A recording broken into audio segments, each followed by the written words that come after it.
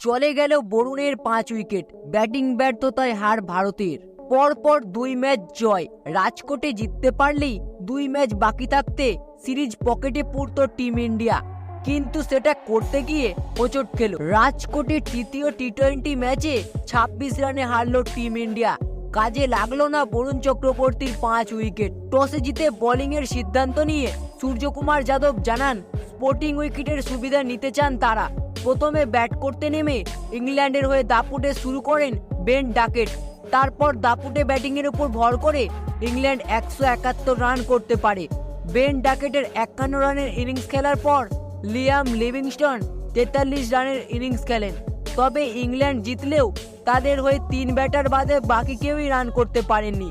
জোস বাটলার 22 বলে 24 রান করলেও সেটা টি-20 সুলভ নয়। ইংল্যান্ডের 171 রান তাড়া করতে গেলে ভারতের ব্যাটারদের যেই দাপট দেখানো দরকার ছিল সেটা দেখাতে পারেনি কেউ। সঞ্জু স্যামসন ওপেন করতে নেমে মাত্র 3 রান করেন। অভিষেক শর্মা এই ম্যাচে ব্যর্থ হন, করেন মাত্র 24 রান। সূর্যকুমার যাদব সেই অধিনায়কত্বের চাপে ভুগলেন। একটা 4 ও একটি ছক্কা হাঁকাতে পারলেও 14 রানের বেশি করতে পারলেন না। অন্যদিকে তিলক বর্মার ব্যাট চলল না আজকের দিনে। 18 রান করলেন তিনি। একটা সময় 12.1 ওভারে 85 রানে 5 উইকেট হারিয়ে ফেলে টিম ইন্ডিয়া।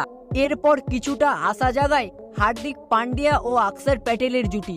38 রানের পার্টনারশিপ তৈরি করলেও ম্যাচ শেষ করে মাঠ ছাড়তে পারেনি। আউটসাইড অফের বাইরে ফুলটস বলে ব্যাট চালিয়ে ক্যাচ তোলেন অক্ষর প্যাটেল। মাত্র 15 রান করেন তিনি। শেষ পর্যন্ত একমাত্র আশা ছিলেন হার্দিক পান্ডিয়া, কিন্তু তিনি 35 বলে 40 রান করে প্যাভিলিয়নে ফেরেন। হার্দিক পান্ডিয়ার ফেরার পর ম্যাচ শেষ হওয়া ছিল অপেক্ষা।